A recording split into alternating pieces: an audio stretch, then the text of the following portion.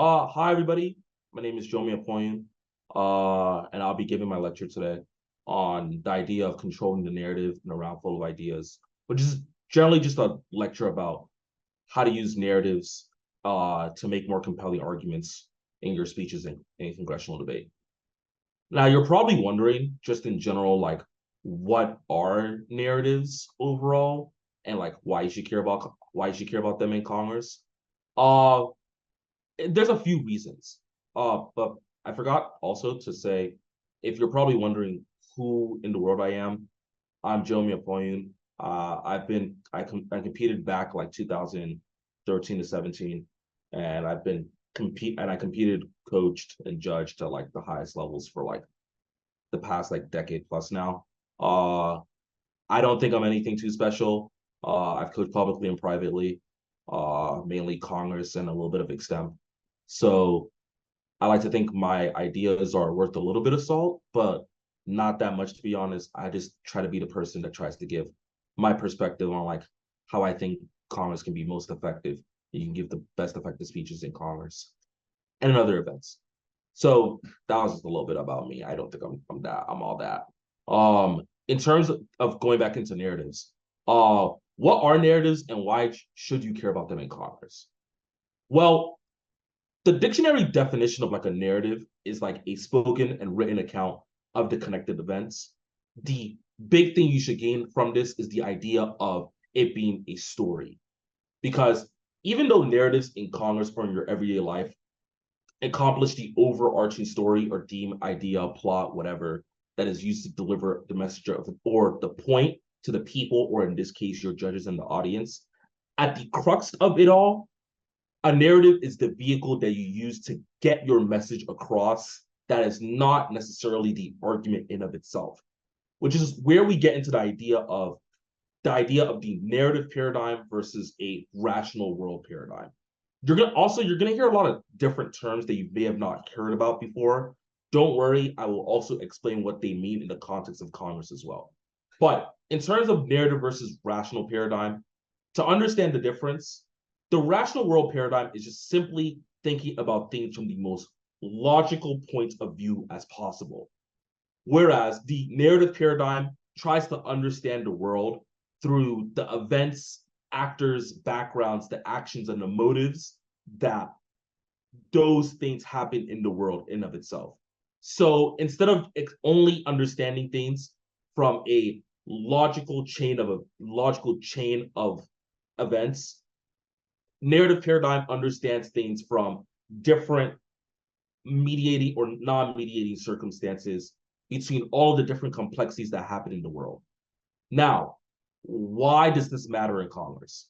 Well, overall, just in life in general, narratives matter since mankind's default way of reasoning is through ideas structured in some story-like sequence or circumstance. Even though, as you go into school more and more, you're taught of a more logical way to understand things. Therefore, especially I think in Congress, whether there are parents or former debaters, it does not matter on the landscape of the judges you have. Though, even if their lives revolved around rationality, like they're a former competitor, two-time champion, whatever, the speeches that offer compelling narratives that people can relate to and are analogous to everyday life and their values, even the super rational types are going to be connected to those and are going to be heavily biased towards those. Because at the end of the day, we are human beings before we are debaters, right?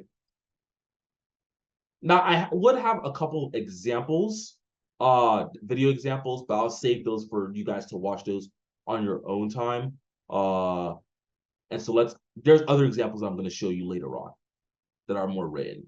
So how do these narratives work? Well, through the idea of like narrative rationality.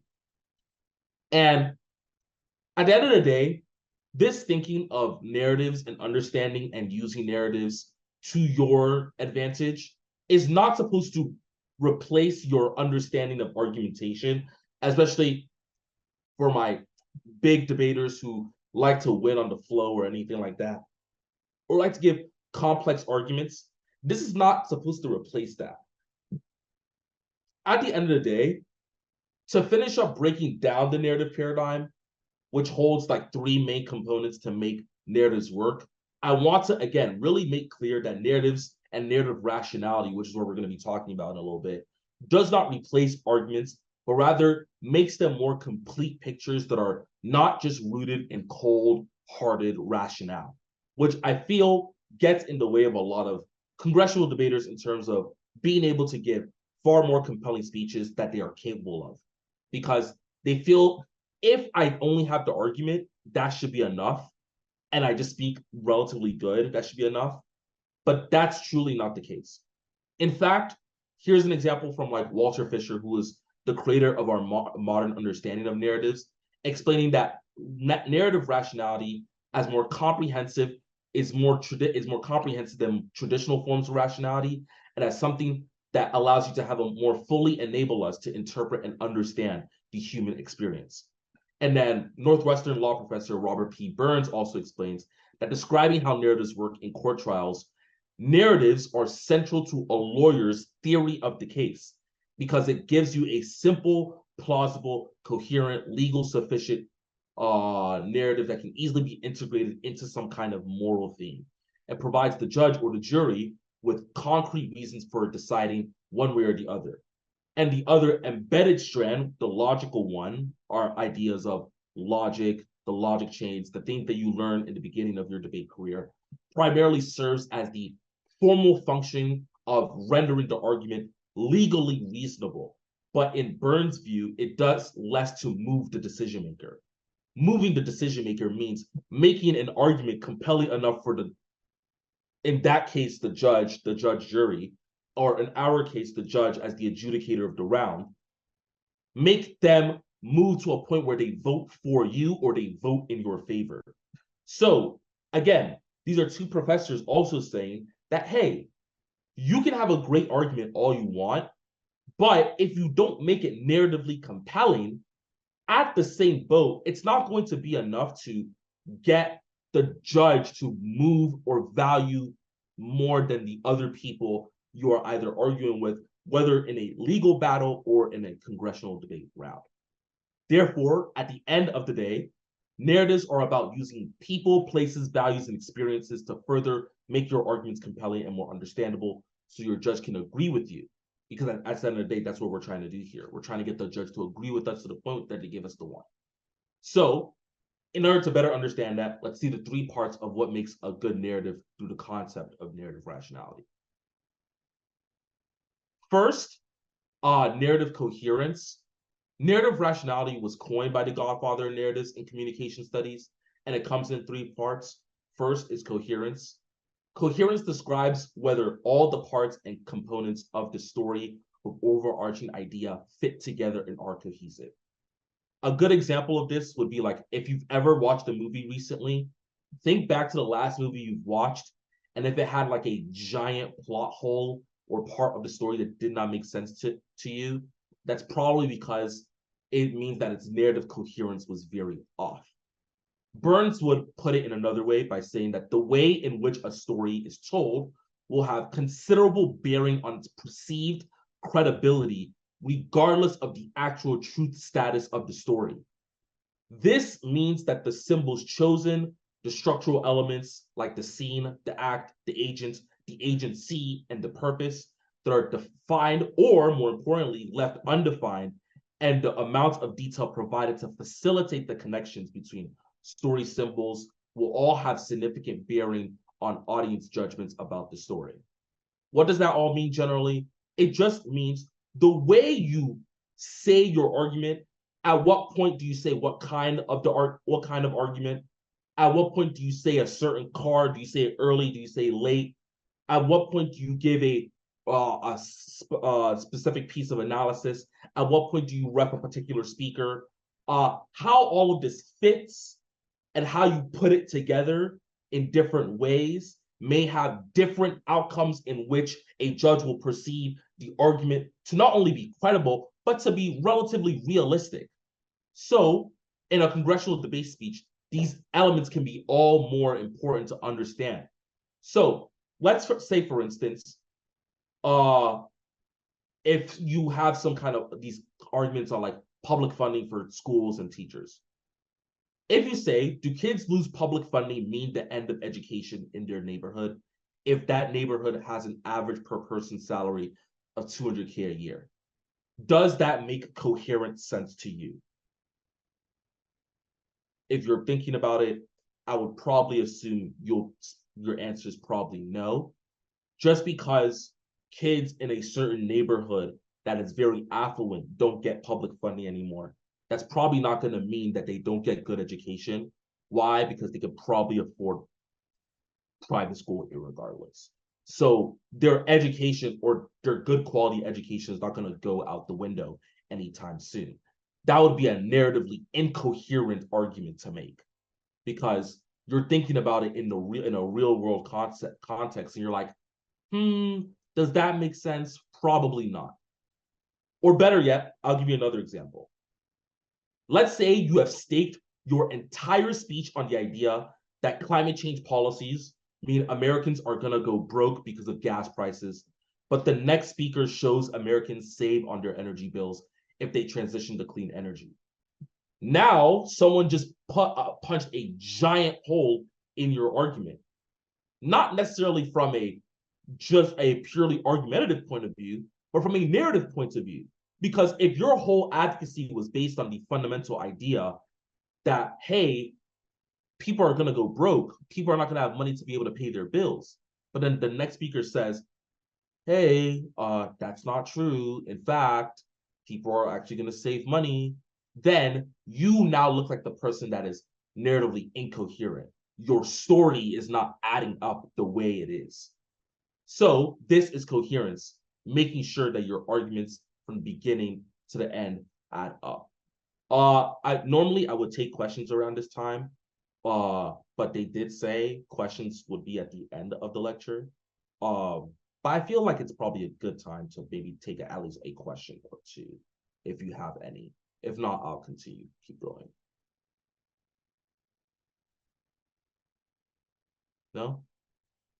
Cool. Next is narrative correspondence. Correspondence is a matter of a story corresponding to what a judge knows about what typically happens in the world and not contradicting that knowledge. This is important to know, since even the moms know how the real world works. I know, because we're debaters, we like to think that we're smarter than 99% of the human population, but I hate to break it to you, but your mom actually knows more than you really think. I mean, she's raised you for a significant amount of time at this point. It takes a lot of innovation and ingenuity to be able to make that happen and for it to be cost effective and all of us be alive. So your mom's instincts and guts and all the are gonna be very good. So the moms who are judging the debates, the dads, the parents, the coaches who don't know Congress, or and all the way to the judges who have been in congressional debate for 20 plus years.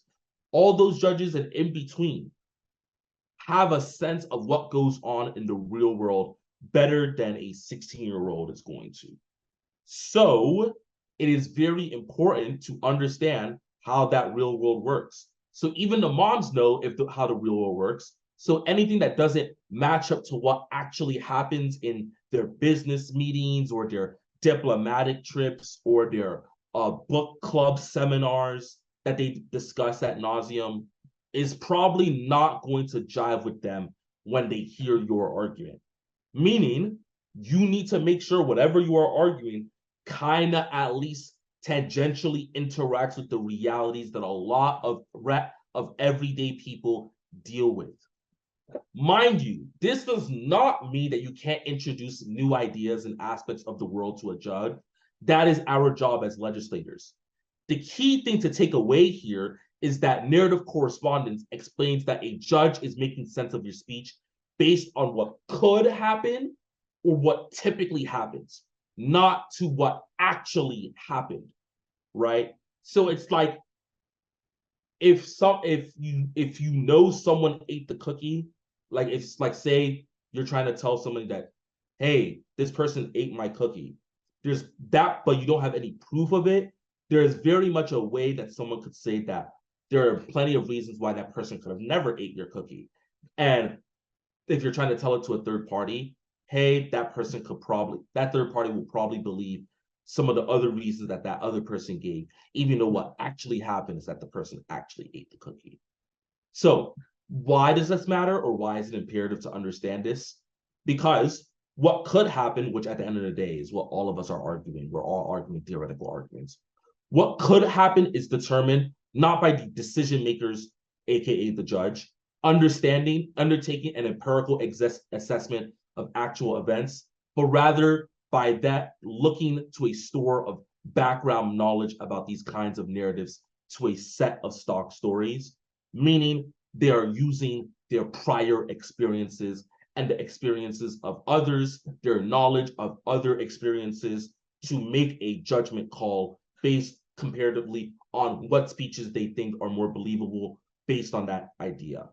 So if, say, for instance, we are living in an era where corporations are profiting off of consumers like the Gilded Age, and you give a speech about a specific piece of legislation reducing a particular industry's ability to arbitrarily increase prices to a judge, even if that industry hasn't jacked up prices yet, because the judge has a preconceived idea based on based on what's on the news or what she hears from friends that companies are recklessly raising prices, she will believe your speech more because she will agree that it could happen, so we should probably prevent it before it happens.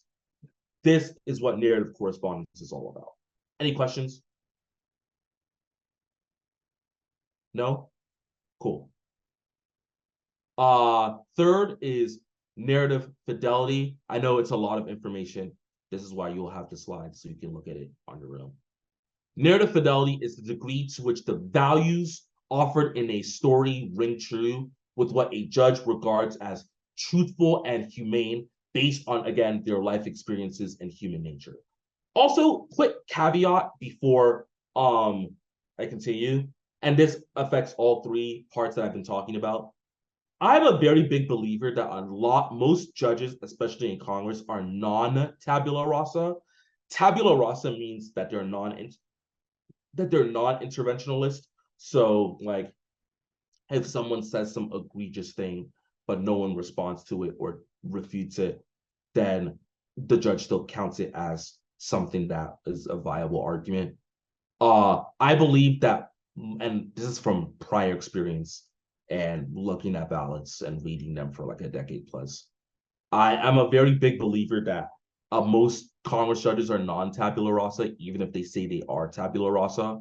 So, like, a lot of these things are coming into play a lot more than even you think they are. So if you read a judge's paradigm and they sound really debate flowy, and they're like, I'm not really big on intervening, trust me, they're probably going to intervene, or they're intervening in their head. They're just not going to say it on the ballot.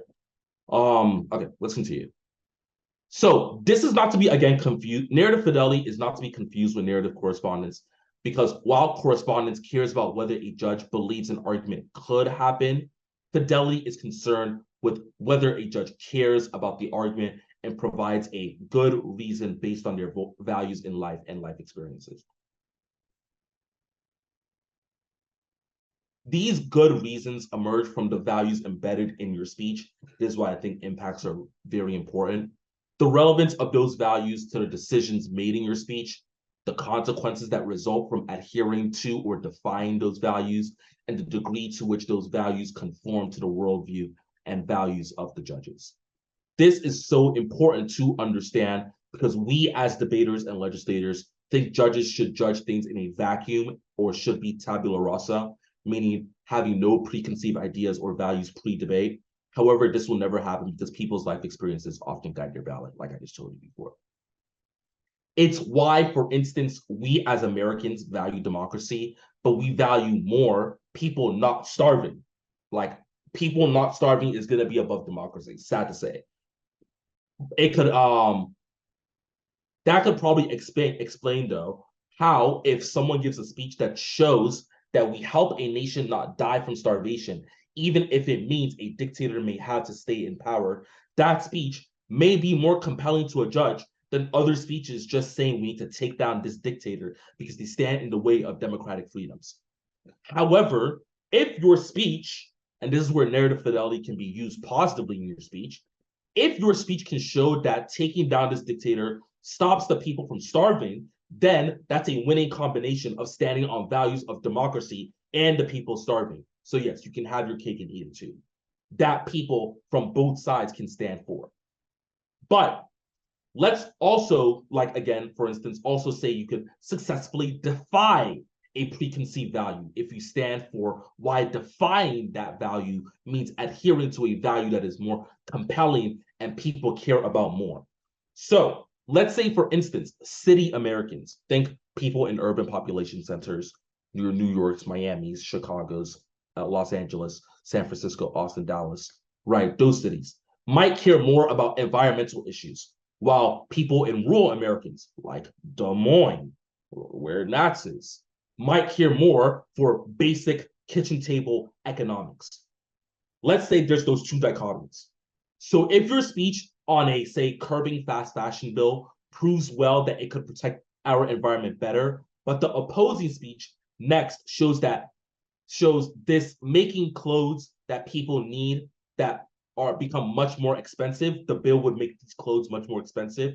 If in front of a bunch of judges from Iowa, that first speech about the environment might not do as well as you think it should, not because that the judges don't care about the environment, but on their list of priorities, of values, the long-term effects of their environment don't matter if they cannot get clothes for their kids.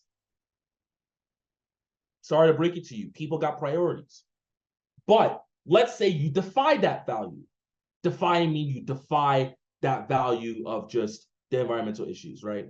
But if you defy the of the environmental issues being trumped by the kitchen table economic issues, if you defy the judges' values or their priority of values, and you stand your ground on the environmental sustainability, by showing in your speech that prioritizing sustainability means we can bring back jobs to Americans and make clothes in America quality and affordable, then these Iowa judges will appreciate your speech far more because you showed how your principles and their principles share common incentives.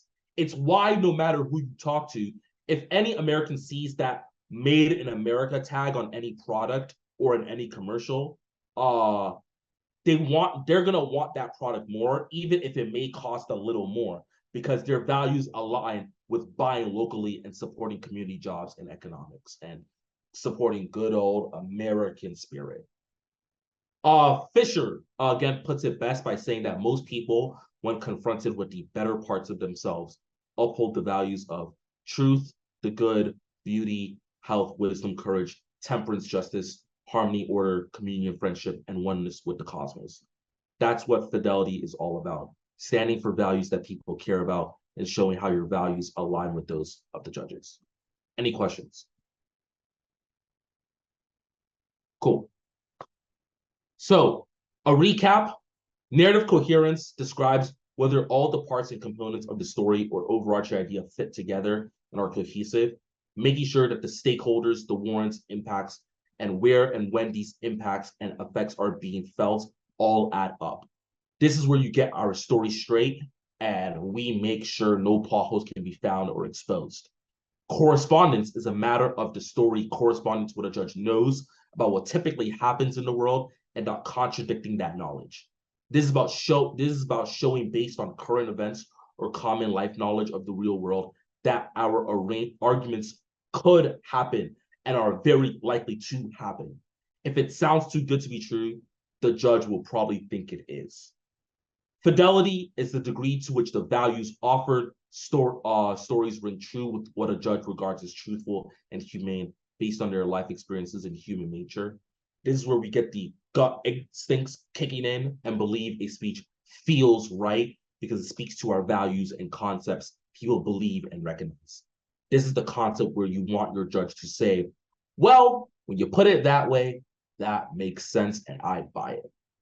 It's imperative that in our speeches, we don't only think of them as logical debate cases. For me and for most people, this is not what Congress is about. When crafting and prepping your arguments for either side, Ask yourself, what are the values I'm standing for? Do the people I say I care about and their surroundings fit together in one cohesive idea from top to bottom? And is this even believable based on what the news is saying right now and how people live their everyday lives? This is what narratives are all about. The person that controls the narrative oftentimes controls and wins the round. So, how do we use these concepts in a congressional debate speech? Well, I have a few benchmarks that I think will work that could work really well for you. Note, again, this is not a monolith, nor is this something that you should strictly follow bit by bit, key by key. This is more of a checklist that you could use to enhance the speeches as best as possible. You're not going to get all of these things right at one fell swoop. Remember, this is not some formula you should follow. This is more of a checklist. So first is establish the scene. Set the stage for the judge in terms of the characters, stakeholders, elements that are important, not just in your speech, but in the round itself. Remember, the round itself is also a story, and you are a person playing a vital role in it. Establish yourself as well. This also goes for where your arguments are happening, how we should value them, and what do the stakeholders' interactions with other elements in the speech and the legislation should mean for the judge. It's all about setting the stage for your speech and how it should be viewed and valued. This preferable should happen as soon as the intro, but mainly before we're at the start of any primary arguments. This means try to do it as early as possible, but I would say potentially worst case scenario, try to do it at the top of your argumentation where you're probably doing some form of framing at some point in the speech. Second, know how to sequence. Now that you have established the scene and who and what your arguments are about and why they matter, now you should place them in order that makes sense. Whether it's addressing an argument from least to more important, one character to the next, or one effect causing another. It has to be done in a way that doesn't seem out of place or unorganized. This helps with your coherence and your correspondence. Third, be relatable. And no, not in the sense of just spewing random rhetorical platitudes and empty rhetoric about American ideals and that we are all immigrants. But when establishing the scene and working through your arguments, use recognizable or interesting figures, peoples, stories, values, tropes, hallmarks of culture are key in establishing a narrative that has high level of fidelity. Fidelity, again, meaning that gut instinct about values and things that we care about. In correspondence, things that you're trying to convince a judge could happen. Because if it happened in this era of history, or relates to this famous person, or reminds me of this thing that we often go through in life, because it's a shared common human experience, then it feels more true to me, and I believe it could happen more often. Fourth, reaffirm and follow through. Once you set that scene, follow it through to the end. Reaffirm those values, themes, and concepts that you have set the stage with in the beginning of your speech and argument, throughout the speech, in the middle, and finish it off at the end. You don't know the amount of times I've heard judges through ballots, conversation in the judges' lounge, or through off-topic, offhanded conversations I've had throughout a tournament, say a variation of the following. You had a great theme or idea in your intro. I just wished it showed up more in your speech besides the conclusion. Now, does this mean, oh, do I just do a thematic and that's it? That's me having a narrative? Not necessarily, because you can have a great theme that is not narratively, that doesn't narratively correspond to what happens in real life, or is narratively that has high narrative fidelity because it doesn't ascribe to values that most people ascribe to. So no, it's not just, oh, just put my speech in a thematic and call it. No, it's not just that. Again, there's more to it that I've explained. Fifth, engage other narratives in the round. This is where your reputation starts to kick in. I know that sounds obvious, but again, hear me out. This is not just about engaging them only, again, on a logical, argumentative level. That's a different discussion for a different lecture. at a different time, or the plenty of other lectures you can look up at EIF. This is more about engaging on the narrative level. Do their speeches have coherent meaning? Meaning, do they add up? Do they correspond well? Meaning, could their argument really happen in real life? A quick thing about this, especially with narrative correspondence. A key thing to understand is that most, if not all, arguments, especially at a high level of Congress, when constructed well, which most of the time, at the bare minimum, they're going to be decently constructed, are true. So again, or at least valid. Especially at a high level, they're going to be valid, meaning that they're going to make sense or logically. But like I'm saying, with narrative correspondence especially, just because an argument is true or is valid doesn't mean it really happened in real life. Like I could say, for instance, that I can make an argument that by passing this bill, this is going to make the Los Angeles Lakers a better basketball team in a year. Sure, that's valid, but in real life, the Lakers are not that great of a basketball team. So ergo, I don't really believe this bill will have such an outsized impact. That is correspondence. So going back, do they correspond well, meaning the argument could happen in real life? Or if not, then why? And finally, does the narrative have a high fidelity with potential judges? Meaning, does their arguments feel right to the judges based on the values they have and are presented in the round? Remember, everyone impacts the lives and jobs and money, but judges very much value how we save those lives, what kind of jobs we are bringing back, and what kind of jobs do we value, and how our money is made and how our money is spent. 6. Lean on language. I'm a very big proponent of the kind of words you use very much matter. This is critical because this affects all three aspects of narrative rationality. Whether at the beginning, middle, or end of the speech, the language or grammar you use to construct the speech must match the narrative you are going for. If your narrative is all about America is the hero and Russia is the villain, then the language and characterization of the arguments for America should sound inspirational and powerful, while the arguments that are for Russia must sound dark and ominous, or in some vein of that matter. You cannot just make arguments that just coldly calculate that Russia's going to do some bad thing, but don't describe to the judge what that bad thing could potentially look like.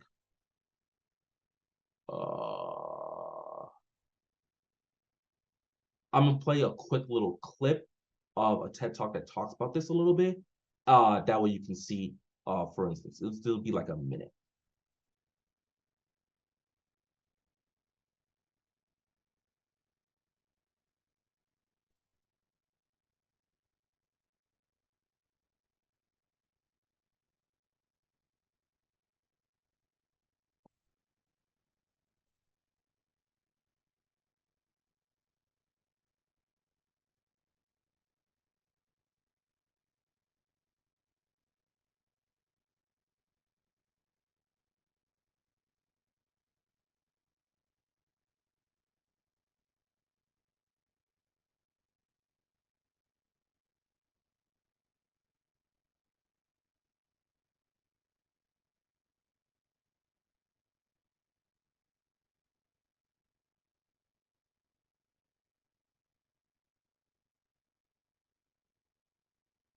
By the way, Jomi, we can't hear the TED Talk. Oh, can you not? Okay, that's what I was wondering. I was like, wait, can they hear it out? I was gonna ask.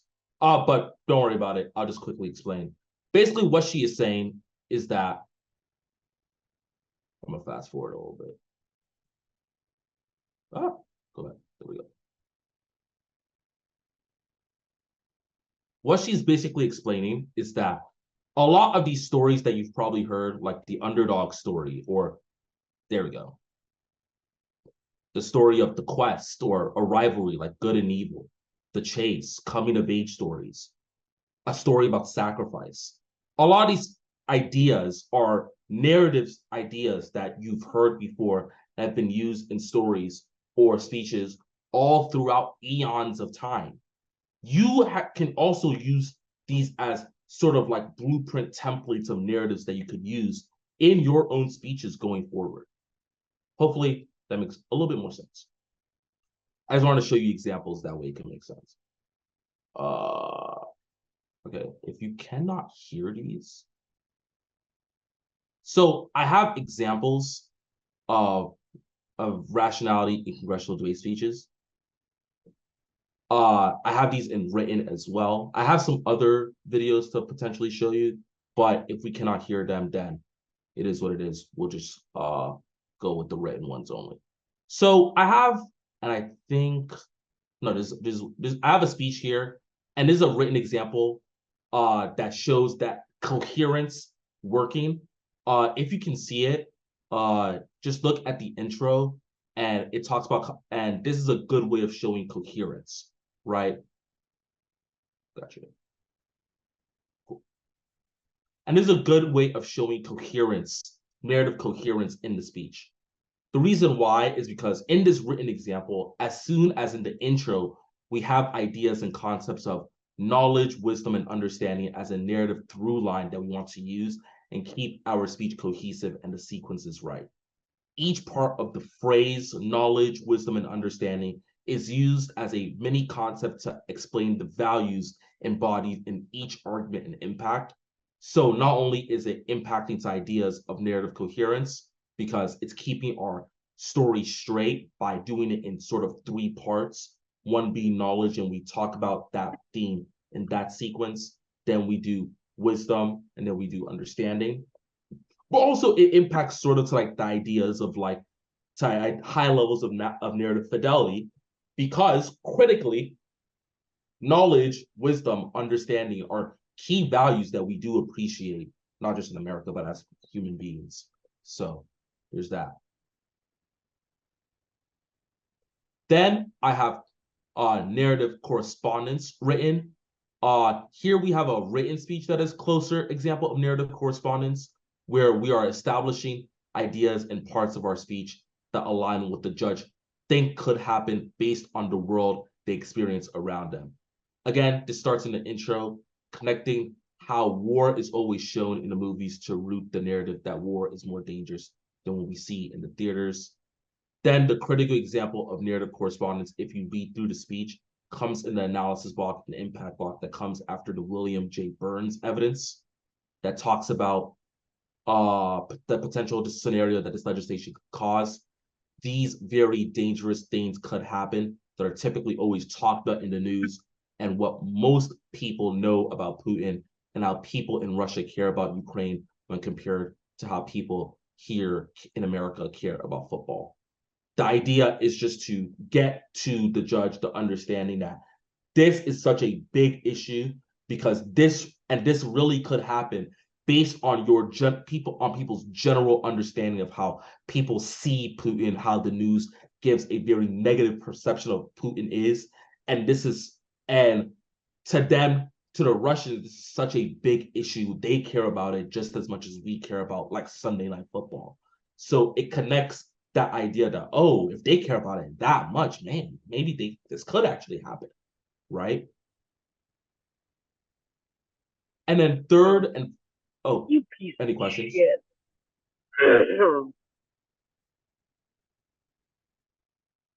Oh, cool. My mic accidentally unmuted. Sorry about that. No, you're good. You're good. You're good. And third and finally, on narrative fidelity, here's a written speech that is a great example of this narrative fidelity. The first two speeches were old speeches that I had. This speech, if you recognize it, this is Nick's speech from House Finals last year.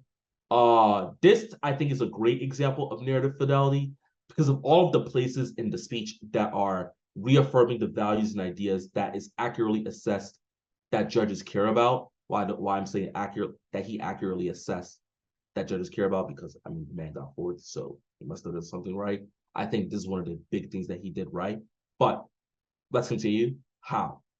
Not only are these values and experiences that the values and ideas are constantly shown, but they are thoroughly characterized with great detail to depict the world in which these values and scenarios represent in the speech. What am I talking about here?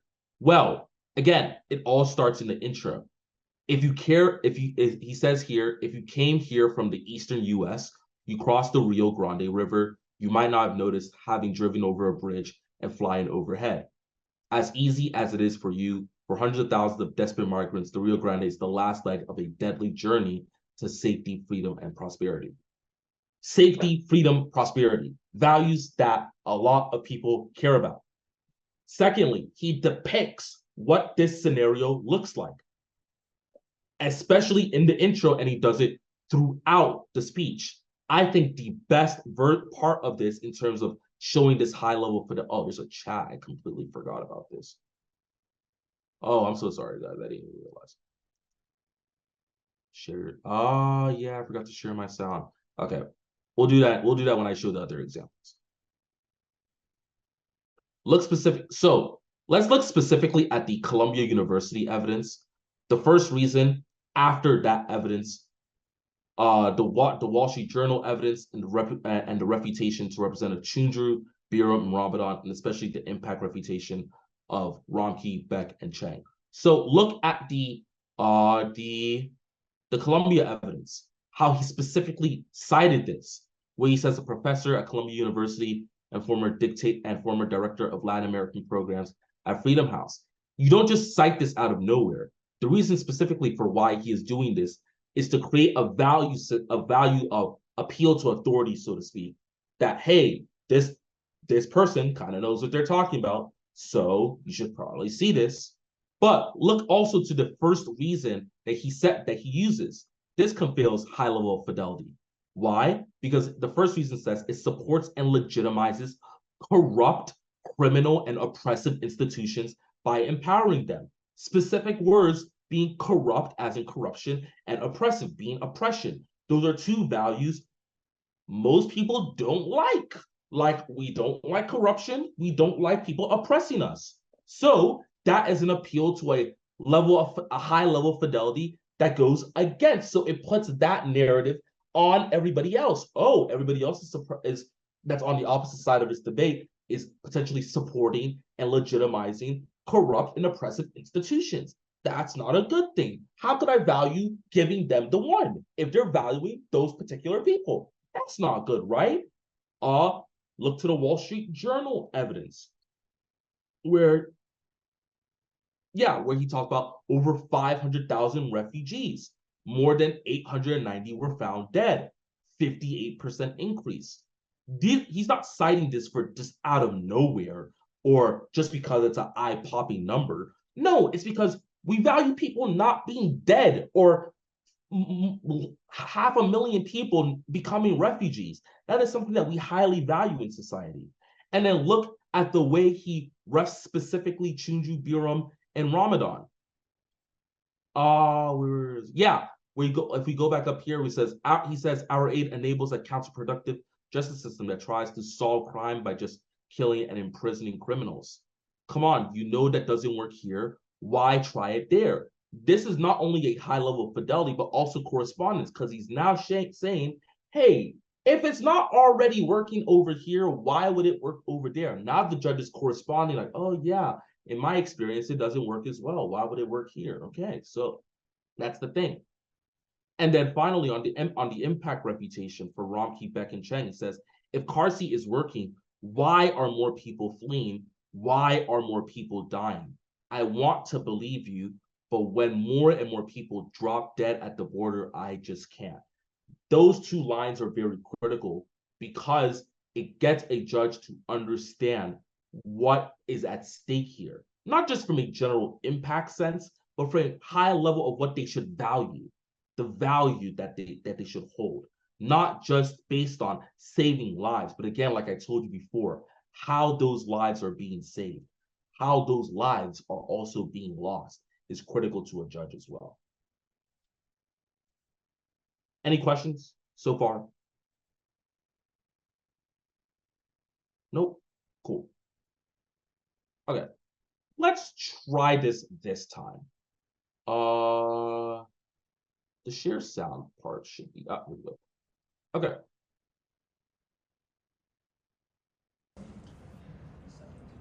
Can you hear that now?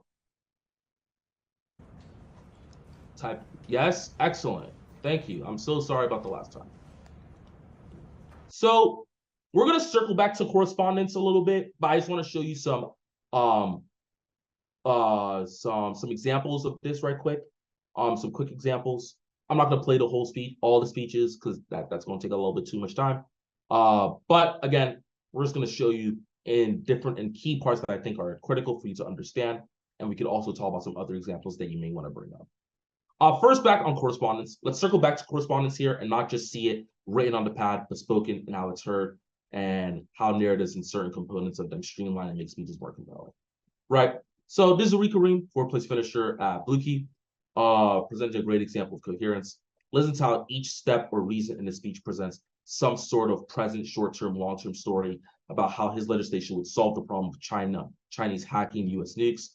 This timeline is great for laying out how the speech narratively all makes sense and how each step does not sound out of place and how any plot holes. I'm not going to show you the whole speech. I'm really just going to show you just like at least like the intro and like how he says like the first like couple lines.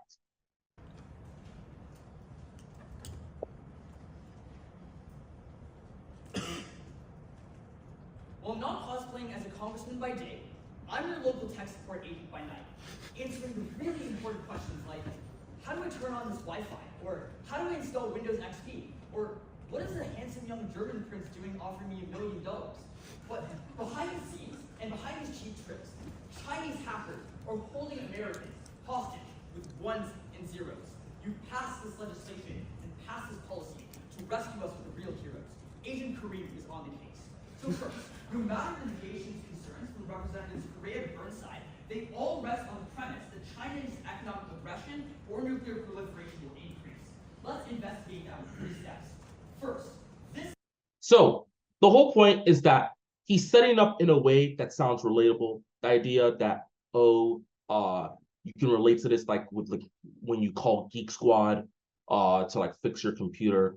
All of this, it was used in a funny context, but you could also use it in a serious context. The whole point of that and laying it out in 3 simple steps is to make it relatable and set up the story in a way that is easy to understand, so your judge can also truly comprehend it in an easy enough manner. Any questions on that? No? Cool. And if you, again, all of the speeches are embedded in the actual doc itself, so you can watch it yourself, so you can, in the meantime. Ooh, pause.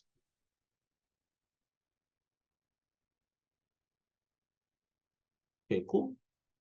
And then, yeah, all of these are embedded. I don't want to show you guys the whole thing because then that'll just make this significantly go longer. So at the end of the day, let's recap. Why narratives matter in commerce, right? Again, I'm going to encourage that you guys watch the speeches on your own so you can get those examples on your own.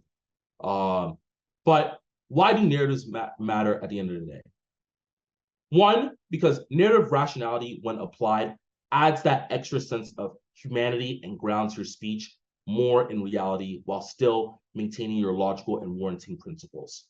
Second, controlling the narrative is critical to not allow arguments and speeches that may present subpar warrants but are flush with rhetoric and allow narrative components to keep them in the running to win.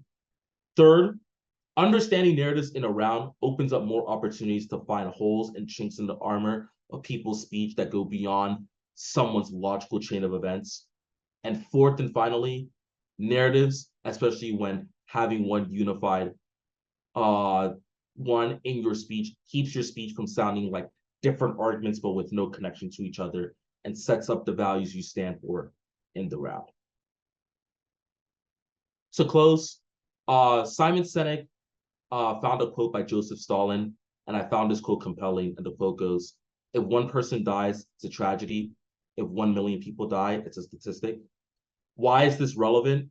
Is because as we throw around link chains and cards that we think prioritize lives, our speeches and speaking prowess becomes lifeless, in my opinion. Narratives help unify your speech under values and recognizable ideas in the human experience. Because the biggest shame I have seen is when someone brilliantly articulates the plight of a group of human beings, but forgets to humanize the most important person in the round. That person is the person that's giving that very speech. Narratives and understanding narrative rationality and congressional debate brings the human back from the dead in the round. And that is it. If you guys want, we can go back and watch some of the videos. If you wanted to get more examples, but I think it's pretty operative because I also know you guys also have APs to do. I don't want to waste too much of your time. I appreciate you guys even coming here in the first place. So I would encourage you guys watch the videos on your own time because I didn't want to like it's a lot of examples I had. So I didn't want to like spend extra more time and this be like 30 extra minutes longer and it becomes the longest lecture on the EIF YouTube. But again, thank you so much. If you have I'll open it up for questions. If you have any questions, please let me know. If not, and if you have any other questions, if you want to get further clarification of anything I've talked about, my email is in the chat. And it'll also be in the slide as well. You could also reach me at IG at His Royal Nigerian. That's His Royal Nigerian. HISRYALNIGERIN. Yeah, reach out to me there. And if you have any questions, this is the time for it. Well, that's it, guys. Thank you so much for coming.